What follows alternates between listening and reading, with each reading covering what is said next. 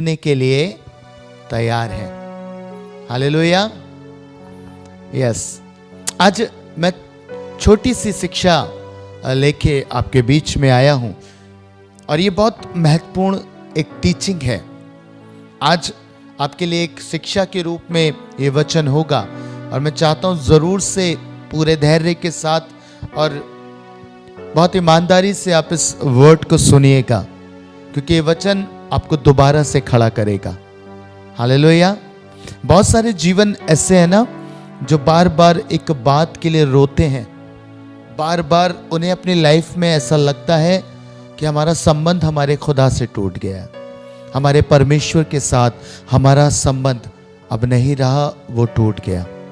होता है ना, कई बार हम ये सोचते हैं, मजबूर होते हैं। बहुत सारे जीवन बैकस्लाइड कंडीशन में आ जाते हैं, बैकस्लाइडिंग कंडीशन में आते हैं। उन्हें लगता है कि अब मैं ना प्रभु को सुन पा रहा हूँ, ना परमेश्वर के साथ संगति कर पा रहा हूँ, ना मेरे अंदर वो ज़ील है प्रभु की काम करने की। आज मैं उन जीवनों से बात करना चाहता हूँ कि कैसे हम वापस से उस संबंध में जा सकते हैं, कैसे हम दोबारा से प्रभु के साथ उस संबंध को स्थापित कर सकते हैं। जो चीज़ें खो गई थी, जो अभिषेक खो गया था, उन चीज़ों को हम कैसे वापस से प्राप्त कर सकते हैं। आइए प्रयोग हम खुदा के कलाम में चलेंगे और वचन को निकालिएगा मेरे साथ पढ़ने के लिए, प्रेरितों के काम और उसका पहला अध्याय और उसके 4 पद से मैं आपके लिए पढ़ रहा हूं। और उनसे मिलकर उन्हें आज्ञा दी, यरूशलेम को ना छोड़ो, परंतु पिता की उस प्रतिज्ञा के पूरे होने की बाट जोते रहो, जिसकी चर्चा तुम मुझसे सुन चुके हो।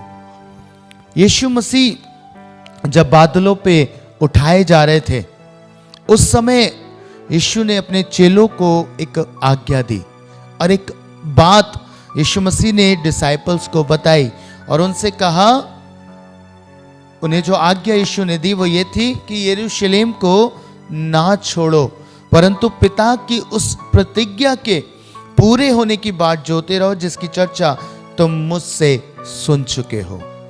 एक अद्भुत सा वचन यीशु मसीह अपने डिसाइपल को दे रहे हैं। मालूम है हो क्या रहा था? यीशु मसीह बादलों पर उठाए जा रहे हैं। अगर हम बात करें तो हम इसे ऐसे समझेंगे प्रियो कि यीशु एक संबंध जो पृथ्वी का था, जब यीशु पृथ्वी के दिनों में इस संसार में थे, रिजरेक्ट होने से पहले, रिजरेक्ट होने के बाद, जब वो संसार में थे, वो डिसाइपल्स को दिखाई दिए, उनसे बातचीत करी। पर अब जब वो बादलों पे उठाए जा रहे हैं तो मालूम है डिसाइपल को क्या लग रहा है? डिसाइपल को लग रहा है कि अब हम अनाथों के समान हैं। अब हमारा संबंध पता नहीं परमेश्वर के साथ कैसा होगा। आप सोच के देखिए, ये वही डिसाइपल हैं जिन्होंने इतने लंबे समय यीशु के साथ बिताया है, इतना लंबा समय उन्होंने यीशु मसीह नासरी के साथ बिताया है। वो उसके साथ रहे, उसके साथ खाना खाया है, उसके साथ यात्राएं करी हैं, उसके साथ मिरेकल्स देखे हैं, सब कुछ उन्होंने किया।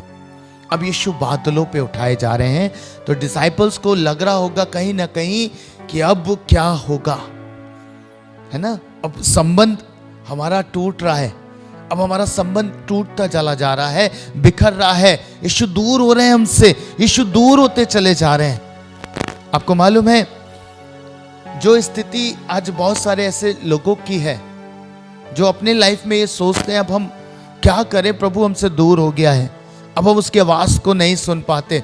अब एक संबंध पहले जैसा जैसे हमने आरंभ किया था, कई साल हम प्रभु के साथ रहे, प्रभु के साथ हमने समय स्पेंड किया और धीरे धीरे अब वो ख़त्म होता जा रहा है। अब हम प्रार्थना में बैठ नहीं पाते हैं, हम कर नहीं पाते प्रेयर्स को, हम नहीं कर पाते उपवास को, हम नहीं कर पाते प्रचार को। पता है बहुत सारी लाइफ की ये समस्या है। वो भी ऐसे ही लग रहा है उन्हें भी कि अब ऐसा लगता है कि संबंध टूट गया। हालेलुया। पता है यीशु ने इन्हें आज्ञा दी, वो जानते थे कि इनके मन में ये विचार है कि अब पता नहीं प्रभु को कब देखा जाएगा, अब पता नहीं परमेश्वर के साथ कैसे संगति होगी, यीशु के साथ कैसे संगति कर पाएंगे। इसलिए उसने उन्हें एक आज्ञा दी, और आज्ञा ये थी कि यरूशलेम को ना छोड़ो, परंतु पिता की उस प्रतिज्ञा के पूरे होने की बाट जोते रहो, जिसकी चर्चा तुम मुझसे सुन चुके हो। ये चर्चा मालूम है कब करी? यीशु ने बताया था लूका 24 के उसके 49वें पद में यीशु मसीह ने एक खूबसूरत बात कही। मालूम है क्या लिखा है? और देखो, जिसकी प्रतिज्ञा मेरे पिता ने की है, मैं उसको तुम पर उतारूंगा, और जब तक स्वर्ग से सामर्थ ना पाओ तब तक इसी नगर में ठहरे रहो, अर्थात यरूशलेम में ठहरे रहो। वो जानते थे मैं जा रहा हूं, इन्हें जरूरत होगी, और उस जरूरत को केवल पवित्र आत्मा पूरा कर सकते हैं। इसलिए यीशु मसीह ने कहा, मैं तुम्हें अनाथ नहीं छोड़ूंगा, मैं तुम्हें एक और सहायक दूंगा जो सर्वदा तुम्हारे साथ रहेगा। हालेलुया। पर यीशु ने क्या कहा? यीशु ने उन्हें एक आज्ञा दी, और वो आज्ञा थी कि उस नगर को ना छोड़ें। कब तक? पता है इसके भीतर समय छुपा हुआ है, और समय है तब तक जब तक तुम स्वर्ग से सामर्थ ना पाओ। हालेलुया। हम सवाल करते हैं ना, कब तक ठहरे रहें? उत्तर है जब तक स्वर्ग से सामर्थ ना पाओ। हालेलुया। मैं आपको क्या कहना चाहता हूं, आपको भी ऐसे लग रहा है कि प्रभु हम क्या करें, हम अनाथों के समान हो गए हैं, हमें ये लगता है हमारा संबंध खत्म हो गया, पहले जैसा अभिषेक नहीं है, पहले प्रार्थना बहुत अच्छी होती थी, पहले संबंध बहुत गहरा था परमेश्वर के साथ, पहले घंटों बैठ जाते थे, प्रभु अब कुछ नहीं हो रहा। पता है आज प्रभु आपसे क्या कह रहा है? प्रभु कह रहा है यरूशलेम को मत छोड़ो। सिर्फ एक बात आपको याद रखनी है, अगर रिस्टोर होना चाहते हैं, रेस्टोरेशन में जाना चाहते हैं, तो एक ही चीज है जो यीशु ने सिखाई है, यरूशलेम को मत छोड़ो। आज की संदर्भ में बात करूं तो प्रार्थना करना मत छोड़ो, प्रभु के साथ बैठना मत छोड़ो, प्रेयर रूम मत छोड़ो। हालेलुया। बाइबल में क्या लिखा है? जब आप प्रेरितों के काम उसका 1 अध्याय और उसके 14 पद को पढ़ेंगे तो लिखा है, ये सब कई स्त्रियों और यीशु की माता मरियम और उसके भाइयों के साथ एक चित्त होकर प्रार्थना में लगे रहे। कहाँ? ऊपरी कोठरी में बैठे रहे, अर्थात प्रेयर रूम में बैठे रहे। आपको समझ में आया मैं क्या कह रहा हूं? आपको अगर रिस्टोर्ड होना है, खोया हुआ अभिषेक पाना है, वही फेलोशिप दोबारा से पानी है, तो आपको यरूशलेम में ठहरे रहना पड़ेगा, अर्थात प्रेयर रूम में ठहरे रहना पड़ेगा, आपको बैठना पड़ेगा, आपको वहां रहना पड़ेगा, है ना? तभी हो सकता है। जब मैं डॉक्टरी करता था, फिजियोथेरेपिस्ट था, और बहुत सारे मरीजों को मैं देखता था। फुल टाइम मिनिस्ट्री में आने से पहले मैं एज अ फिजियोथेरेपिस्ट वर्क करता था, तो मेरे पास बहुत सारे पेशेंट्स आते थे, बहुत सारे मरीज आते थे। एक बार एक केस है जो मुझे याद है, और वो व्यक्ति मेरे पास आया, उसके जो हाथ है उसमें फ्रैक्चर था, ह्यूमरस जो एक बोन होती है हैंड की, हमारे हाथ की, उसमें फ्रैक्चर था। उसने मुझे आके बताया, जब डॉक्टर्स किसी को देखते हैं, किसी का फ्रैक्चर हो, तो वो क्या कराते हैं? वो एक एक्सरे कराते हैं, है ना, ताकि पता चल जाए। तो उसके एक्सरे में क्या था? उसने मुझे बताया कि भैया मेरे एक्सरे में ये आया है, मेरी जो हड्डी है ना, आपस में जो जोड़ी होनी चाहिए थी वो ब्रेक हो गई है, टूट गई है, अलग अलग हो गई है। तो मैं उनसे पूछने लगा, और खुदा का आत्मा मुझसे बात कर रहा था। मैंने पूछा, डॉक्टर ने जो ऑर्थोपेडिक है आपको क्या बोला है? उन्होंने कहा, तुम्हें इस हाथ को लगभग 1 महीने प्लास्टर कास्ट में रखना पड़ेगा, प्लास्टर में रखना पड़ेगा, हिलाना नहीं है, डुलाना नहीं है, कुछ भी नहीं करना, बस प्लास्टर के भीतर उसे रखना है। आपको मालूम है डॉक्टर्स क्या कहते हैं? डॉक्टर्स कभी हड्डी नहीं जोड़ते, हड्डी का जुड़ना स्वयं होता है, याद रखिएगा। डॉक्टर केवल उस हड्डी को प्रॉपर पोजीशन में लेके आते हैं, उसके बाद प्लास्टर करते हैं। हड्डी अपने आप जोड़ती है, हड्डी कभी कोई डॉक्टर नहीं जोड़ता है, वो उसे प्लास्टर कास्ट में डाल देते हैं, प्रॉपर पोजीशन में रख के एक नियमित समय तक के लिए, एक नियत समय तक के लिए, लगभग 30 दिन या उससे भी ज्यादा किसी किसी केस में। आपको मालूम है, उसने मुझे बताया कि उन्होंने मुझे कहा कि अब इसे हिलाना नहीं, डुलाना नहीं, बस ऐसे ही रहना है। प्लास्टर में आप जानते हैं हाथ एक ही पोजीशन में रहता है। अब पता है कुछ ही समय के बाद जब वो हाथ उसी पोजीशन में रहा, वो हड्डी जुड़ गई, हड्डी जुड़ गई। आप समझ रहे मैं क्या कहना चाह रहा हूं? प्रभु ने क्या कहा? प्रभु ने कहा तुम्हें प्रार्थना कक्ष में रहना है, यरूशलेम को छोड़ना नहीं है। अगर चाहते हो सारी चीजें रिस्टोर्ड हो जाए, दोबारा से आ जाए, दोबारा से हड्डी जुड़ जाए, संबंध जुड़ जाए, दोबारा से उस संबंध में वापस आ जाओ, तो एक ही काम करना है। और काम क्या है? ठहरे रहना है। हालेलुया। बंद कर लो अपने आप को प्लास्टर कास्ट में, बंद करो अपने आप को प्रार्थना कक्ष में, बंद करो प्रेयर रूम में। और जब आप ऐसा करोगे तो आप देखना आपका संबंध खुद ब खुद कुछ ही दिनों के बाद जुड़ जाएगा। हालेलुया। हड्डी आप ही आप जुड़ जाती है। जब उसका प्लास्टर भाई का खोला गया तो पता है उसे एक काम और करना था। अब हाथ जाम हो गया था एक ही जगह, क्योंकि रहने की वजह से जाम हो गया, कोई मूवमेंट नहीं हो रहा, कुछ भी नहीं हो रहा। तो पता है वो मेरे पास आया था कि भैया इसकी एक्सरसाइज करिए, और मैंने उसकी एक्सरसाइज करी। धीरे धीरे उसे मोशन में लेके आया, धीरे धीरे से एक्सरसाइज बताई और वो रेगुलर उसे करने लगा, और धीरे धीरे उसका हाथ वापस पहले के समान हो गया। हालेलुया। मैं क्या कहना चाहता हूं, जब आप प्रेयर रूम में रहेंगे, हो सकता है आप इमोबिलाइज हो जाएं, आपको लगे कि अब इतने समय में ऐसे ही बैठ गया, कुछ भी नहीं हो रहा, कुछ भी नहीं हो रहा। पता है धीरे धीरे जब संबंध जुड़ जाएगा ना, तब धीरे धीरे परमेश्वर आपको कुछ एक्सरसाइज बताएंगे, आपको बोलेंगे अब इसे कंटिन्यू करना है, कुछ घंटे आके मेरे पास बिताओ, फिर संसार में जाओ, फिर काम करो, फिर मेरे पास बैठो। ऐसे करके आपको मोबिलाइज करेंगे धीरे धीरे धीरे धीरे, और कुछ ही समय के भीतर आप वैसी अवस्था में आ जाएंगे जैसे आप पहले थे। हालेलुया। क्या कह रहा हूं? वही अभिषेक आ जाएगा, वही सामर्थ आ जाएगी, वही प्रार्थना का जीवन बन जाएगा, वही फिर से उपवास कर पाएंगे, फिर से सारी चीजें आप करने पाएंगे। मालूम है क्यों? क्योंकि आप परमेश्वर के साथ उसी जगह पे ठहरे रहेंगे। हालेलुया। जब यीशु मसीह ने कहा ना कि यरूशलेम में ठहरे रहो, बाइबल में क्या लिखा है? कुछ ही समय के बाद पवित्र आत्मा स्वर्ग से उतरा प्रेरितों के ऊपर, स्वर्ग से पवित्र आत्मा उतरे, और लिखा है क्या हुआ? दोबारा से चेले जागृत हो गए, दोबारा से एक्टिवेट हो गए, दोबारा से पतरस खड़ा हुआ और उसने प्रचार किया, 3000 लोग बच गए। पता है जब आप ऐसा करेंगे, आप ठहरे रहेंगे प्रभु के साथ, आप प्रार्थना करते रहेंगे परमेश्वर के साथ, एक समय तक आप बैठे रहेंगे, कहीं नहीं जाएंगे, कहीं घूमेंगे फिरेंगे नहीं, अपने आप को बिल्कुल प्रार्थना कक्ष में बंद करके रखेंगे। कम बोलना, बस खाना खाना प्रार्थना करना, खाना खाना प्रार्थना करना, इधर उधर नहीं जाना। आप देखेंगे सब कुछ रिस्टोर्ड हो जाएगा। पवित्र आत्मा उसी बल से आपके ऊपर उतर आएंगे, पवित्र आत्मा उसी तरीके से आपको फिर से चलायमान करेंगे, आप फिर से जागृत हो जाएंगे, आप फिर से आत्मा में स्ट्रांग हो जाएंगे। हालेलुया। समझ में आ रही है मेरी बात? क्या वंडरफुल चीज मैं आपको बता रहा हूं। पता है परमेश्वर इंटरेस्टेड है आपको रिस्टोर करने में, पर होता क्या है, हम बैठ नहीं पाते, है ना? हमें बैठने में समस्या है। आपको मालूम है, आपने सुना होगा जब मुर्गी एक अंडे को देती है ना, तो क्या करती है मुर्गी? मुर्गी उस अंडे पे बैठ जाती है, बैठी रहती है। मालूम है कब तक बैठी रहती है?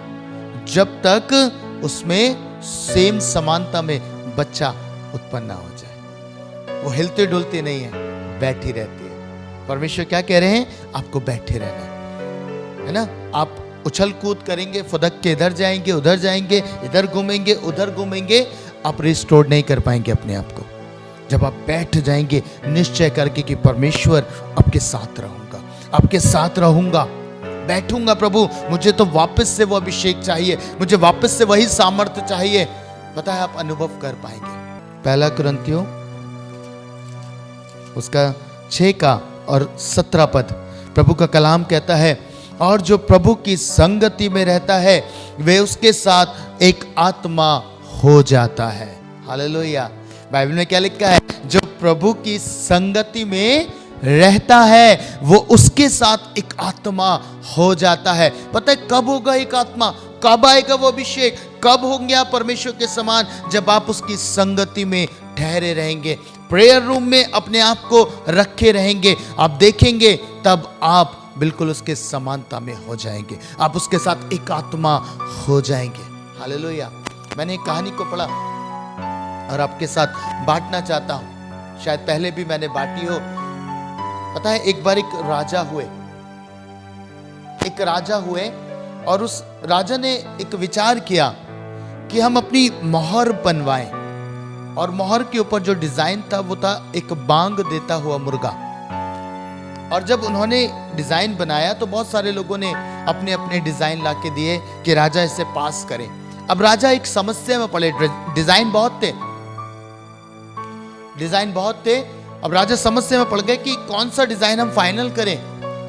तो उन्होंने कहा किसी ऐसे बुद्धिमान व्यक्ति को बुलाओ जो आर्टिस्ट हो, जो बताए हमें कि हमें कौन सा डिजाइन फाइनल करना है। तो एक आर्टिस्ट को बुलाया गया और उनको बताया गया कि ये समस्या है, हमें डिजाइन फाइनल करना है मोहर का, आप हमें बताइए कि कैसे करेंगे। उन्होंने कहा सारे चित्र एक कमरे में लगा दो। उन्होंने कहा ठीक है, सारे चित्र एक कमरे में लगा दिए गए। उन्होंने एक मुर्गे को लिया और उस कमरे के भीतर गए और वो हर चित्र के सामने जाके मुर्गे को ले गए और मुर्गे ने कोई बांग नहीं दी, कुछ नहीं किया, कोई रिएक्शन नहीं दिया, कुछ भी नहीं किया। वो वापस आ गए, कह रहे इनमें से कोई भी चित्र जीवित नहीं है। उन्होंने कहा ये क्या बात है? बोले कोई भी इस योग्य नहीं है। आप जो मोहर बनाना चाहते हैं, आप चाहते हैं कि वो जीवित दिखाई दे, वो बहुत अट्रैक्टिव हो, तो उसके लिए उसको एक जीवित चित्र की तरह होना चाहिए, वो चित्र बात करना चाहिए। तो राजा ने कहा जब आप इतनी बात कह रहे हो, इतना ज्ञान रखते हो, तो आप ही क्यों ना हमें बना के दे दो। उस चित्रकार ने कहा ठीक है, मैं आपके लिए बनाऊंगा, पर मुझे थोड़ा सा समय चाहिए। उन्होंने कहा ठीक है, हमने आपको समय दिया, आप जाइए और चित्र बनाइए। आपको मालूम है ये चला गया, 15 दिन हो गए, 20 दिन हो गए। राजा चिंता करने लगा कि पता नहीं उस चित्रकार का क्या हुआ, अभी तक आया नहीं है, बहुत समय हो गया। उन्होंने जाके पता करवाया कि जाओ देख के आओ क्या कर रहा है। आपको मालूम है जो सेना के जो लोग थे वो गए, उन्होंने देखा, तो उन्होंने देखा कि वो जो चित्रकार है वो मुर्गों के साथ घूम रहा है। अब वो उसकी हंसी करने लगे। उन्होंने जाके राजा को कहा राजा, जिसे तुमने चित्र बनाने का है ना, वो तो मुर्गों के साथ घूम रहा है, उनकी जैसी हरकतें कर रहा है, उनके साथ है। पता है, उन्होंने कहा कोई बात नहीं, उसे करने दो।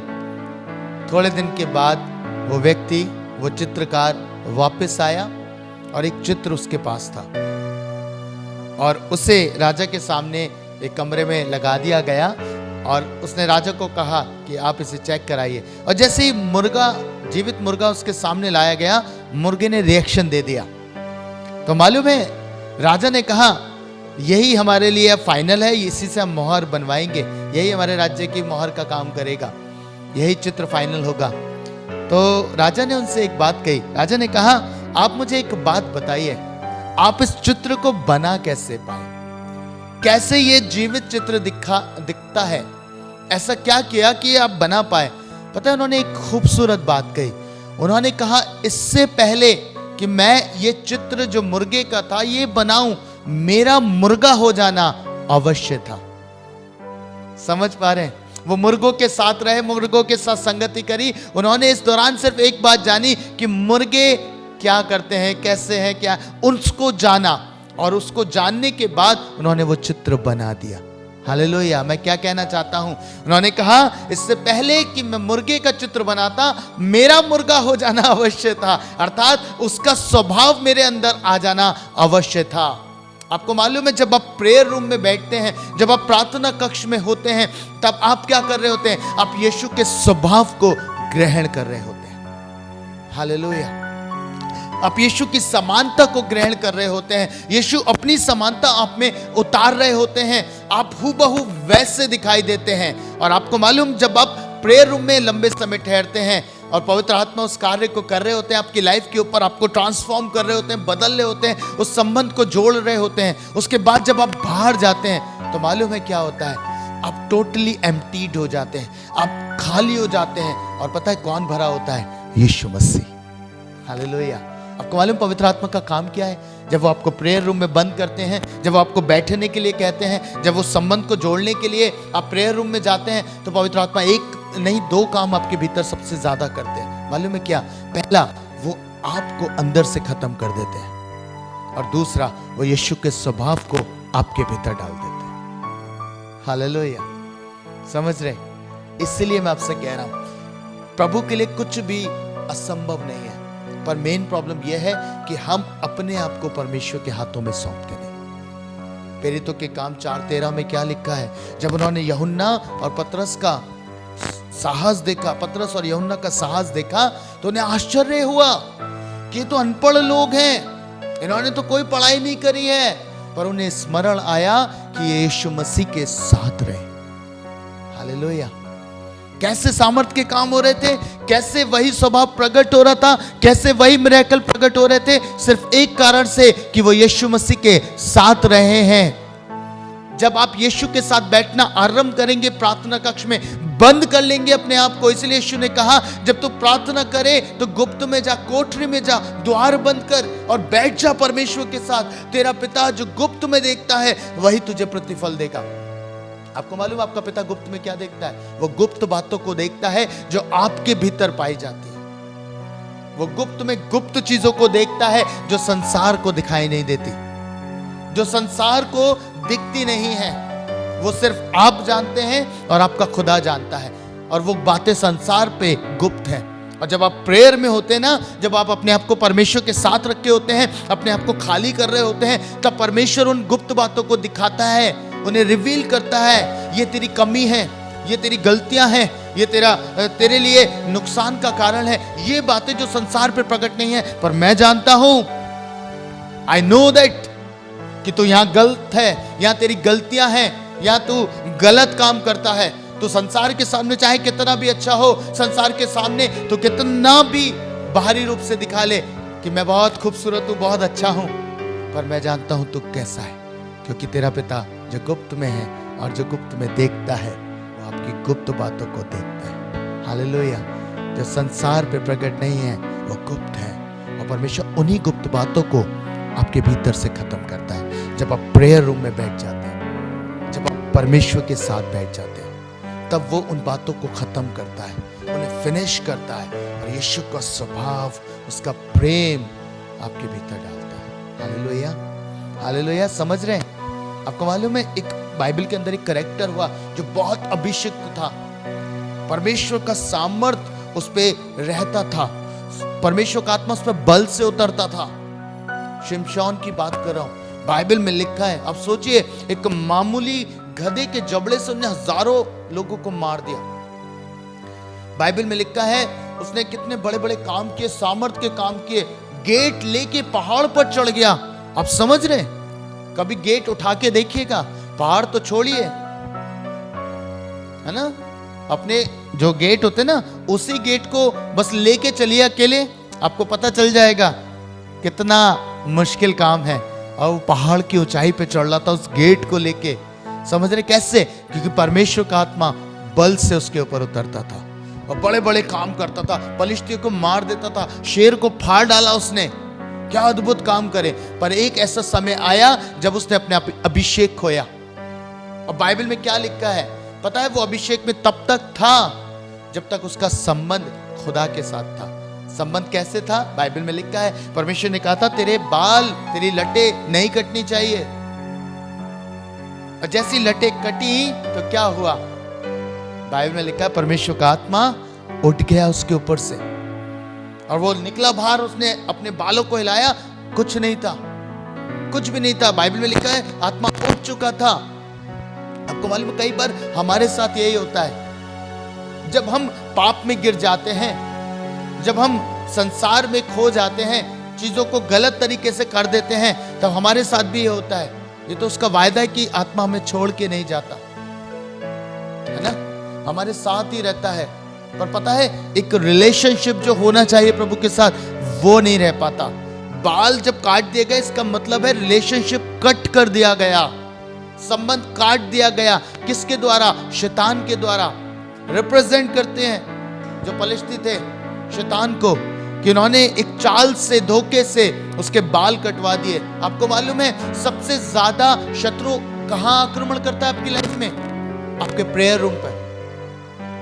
सबसे अधिक वो चाहता है कि आप प्रेयर रूम में ना जाएं, प्रार्थना कक्ष में परमेश्वर के साथ ना बैठें, और इसको करने के लिए वो बहुत सारी चीजें आपकी लाइफ के भीतर डालता है। उसे पता है एक बार इसका संबंध खत्म हो जाए, एक बार मैं इसके मन में ये बात डाल दूं कि परमेश्वर ने तुझे छोड़ दिया है, और बस उसका काम हो जाता है। हालेलुया। और पता है कई जीवनों के साथ वो यही कर रहा है। वो उनके मन में ये बात डाल चुका है, अब प्रभु तेरे साथ नहीं है, अब खुदा तेरे साथ नहीं है ना। क्या हुआ? पलिश्तियों ने शिमशोन को बंदी बना लिया, और बाइबल में लिखा है, जब आप 16 अध्याय को पढ़ेंगे उसमें लिखा है, 21 पद से मैं पढ़ रहा हूं, तब पलिश्तियों ने उसको पकड़कर उसकी आंखें फोड़ डाली और उसे गाजा को ले जाके पीतल की बेड़ियों से जकड़ दिया, और वह बंदी गृह में चक्की पीसने लगा। क्या लिखा बाइबल में? बंदी गृह में, कोठरी में बंद हो गया है, बंदी गृह में, बंदवाई में है। कई बार जब परमेश्वर हमें प्रार्थना कक्ष में बंद करता है ना, जब हमें ठहरे रहने के लिए कहता है, तो हमारी भी स्थिति ऐसी होती है, हमें लगता है हम बिल्कुल बंदी गृह में आ गए, प्रभु कुछ नहीं करने दे रहा। पता है सिर्फ एक कारण से। बाइबल में क्या लिखा है? जब वो बंदी गृह में रहा, 22 पद बहुत इंपॉर्टेंट है, सुनिएगा। लिखा है उसके सिर के बाल मुंड जाने के बाद फिर बढ़ने लगे। हालेलुया। क्या अद्भुत बात लिखी है बाइबल में। यानी कि जब वो बंदी गृह में चला गया, संसार की रीति पे आंखें बंद हो गई, उसने जान लिया कि मेरे को अब दोबारा से परमेश्वर के साथ संबंध में आया। बालों का बढ़ने का मतलब है कि वो दोबारा से रिस्टोर्ड हो रहा था। हालेलुया। वो दोबारा से उसी संबंध को बना रहा था। आप जब प्रेयर रूम में होते हैं ना परमेश्वर के साथ, आपका संबंध दोबारा से बनना आरंभ हो जाता है, हड्डी फिर से जुड़ जाती है। हालेलुया। समझ रहे हैं मेरी बात को? क्या वंडरफुल चीज है। प्रभु ने दिखाया कि उसके बाल दोबारा से बढ़ने लगे, और जैसे जैसे वो रहा बाल पूरे रीति से बढ़ने लगे। और बाइबल में क्या लिखा है? जब आप 28 पद को पढ़ेंगे, लिखा है, शिमशोन ने यहोवा से ये कहकर दुहाई दी, हे प्रभु यहोवा मेरी सुधि ले। और पता है जैसे उसने ये प्रार्थना करी, पता है एक अद्भुत काम हुआ। परमेश्वर का आत्मा दोबारा से उसके ऊपर बल से उतर के आया, और जितने पलिश्ती उसने अपने जीवन भर नहीं मारे थे, वो एक उस समय में उससे अधिक पलिश्तियों को उसने मार गिराया। हालेलुया। पता आपके साथ यही होगा। जब आप प्रेयर रूम में ठहरे रहेंगे, परमेश्वर के साथ बैठे रहेंगे, बाट जोते रहेंगे, परमेश्वर से कहेंगे, प्रभु आपने प्रतिज्ञा की है, आपने प्रतिज्ञा की है सामर्थ की, परमेश्वर मुझे दोबारा से वही सामर्थ दे, परमेश्वर मुझे दोबारा से उसी रीति पे खड़ा कर। पता है परमेश्वर का आत्मा दोबारा से आपको उठाएगा, दोबारा से खड़ा करेगा, और जितने शत्रु आपने पूरी लाइफ में नहीं मारे होंगे, आप निकलेंगे बाहर और परमेश्वर के नाम से बहुत शत्रुओं को ढेर करेंगे। हालेलुया। Thank you Lord. बहुत सारी आत्माओं को आप जीतेंगे प्रभु के नाम से। प्रभु ऐसा कर रहा है। आप निराश मत होइए मेरे भाई मेरी बहन, परमेश्वर आपको दोबारा खड़ा करने की सामर्थ रखता है। दुष्ट के इस जाल से बाहर आइए। क्या हुआ? आज आप अगर नहीं बैठ पा रहे हैं, आप बस जिद करके परमेश्वर के साथ जाइए उस कोठरी में। प्रार्थना नहीं कर पा रहे, बैठे रहिए, कुछ नहीं करना आपको। प्रभु के साथ टाइम स्पेंड करिए, बैठिए।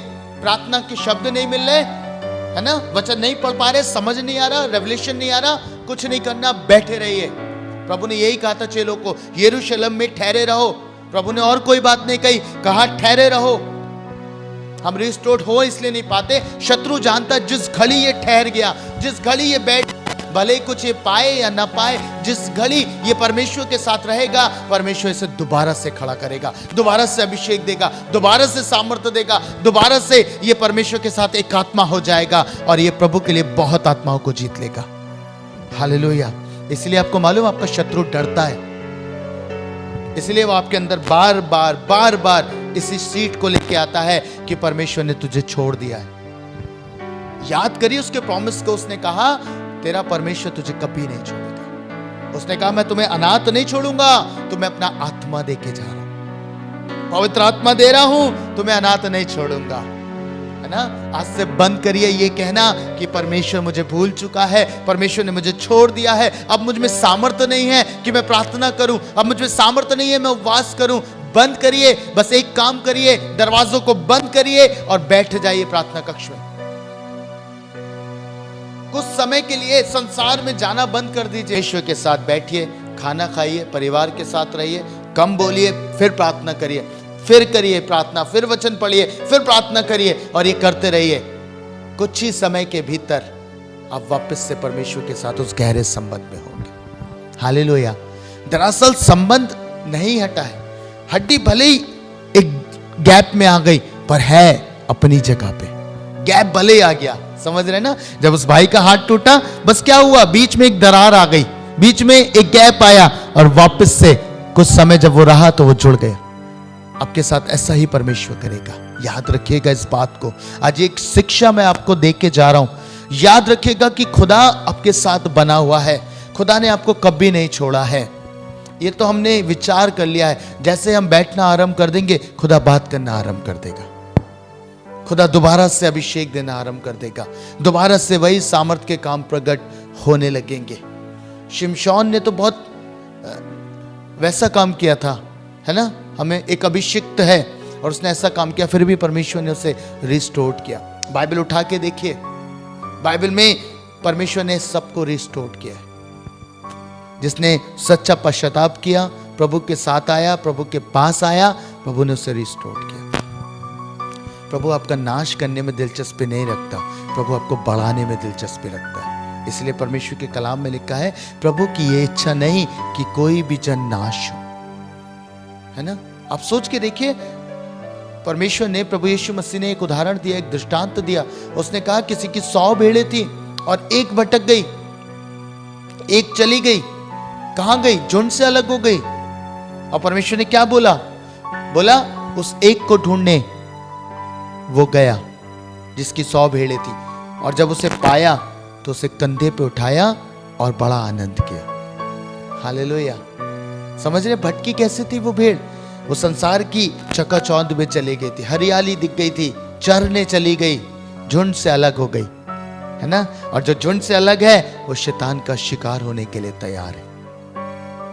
याद रखिएगा, उसके ऊपर सबसे ज्यादा खतरा है, और जब उसके ऊपर खतरा है तो प्रभु इस बात को जानते हैं, मेरा बच्चा, मेरी बेटी, मेरा बेटा ये अब मुझसे अलग हो रहा है, ये झुंड से अलग हो रहा है, परमेश्वर की संगति से अलग हो रहा है, उस झुंड से बाहर है, तो इसके ऊपर सबसे ज्यादा समस्या आ सकती है। इसलिए प्रभु हमें सिखाना चाह रहे थे कि जब वो एक व्यक्ति उस भेड़ को ढूंढने में दिलचस्पी रखता है 99 को छोड़कर, तो तुम्हारा स्वर्गीय पिता तुम में कितनी दिलचस्पी रखता है, कितना ध्यान रखने वाला खुदा है। प्रियो, आनंदित हो जाइएगा, प्रभु आपके साथ है और वो आपको रिस्टोर करेगा। हालेलुया। प्रार्थना करें और खुदा से कहें, खुदा आज का दिन मेरे लिए है, आज तू मुझे रिस्टोर करेगा। आज जो गुप्त बातें तू देख रहा है खुदा, मेरे जीवन से अलग कर। वो गुप्त पाप जो तेरे और मेरे अलावा कोई नहीं जानता प्रभु, संसार की दृष्टि में तो मैं बहुत अच्छा हूं, पर प्रभु तू जानता है मैं कैसा हूं। उन बातों को मेरे भीतर से दूर कर, अलग कर और मुझे अपने साथ एक गहरे संबंध में लेके आ। प्रार्थना करें। महान जीवित अनुग्रहकारी दयालु पिता, आपका धन्यवाद करता हूं, धन्यवाद करता हूं स्वामी इस उत्तम वचन के लिए। प्रभु मैं चाहता हूं आज हर एक वो जीवन जो तुझसे दूरी में है आज रिस्टोर्ड हो जाए प्रभु, आपके साथ संबंध में आ जाए, उस गहरे अवस्था को प्राप्त करे प्रभु जो एक प्रार्थना कक्ष की है। प्रार्थना का आत्मा आप इन्हें प्रदान करें, या आपके साथ बड़े फलवंत हो जाए, खोया हुआ अभिषेक लौट आए, दोबारा से प्रभु सारी बातें इनके जीवन में पूरी हो जाए, जैसी चाल आरंभ में इनकी थी जब इन्होंने आपको ग्रहण किया था उद्धारकर्ता करके। प्रभु मैं चाहता हूं फिर से वही अभिषेक, वही सामर्थ का ये अनुभव करने पाए। इन सबके जीवनों को आपके हाथों में देता, यीशु मसीह नासरी के नाम में प्रार्थना मांगता, आमीन।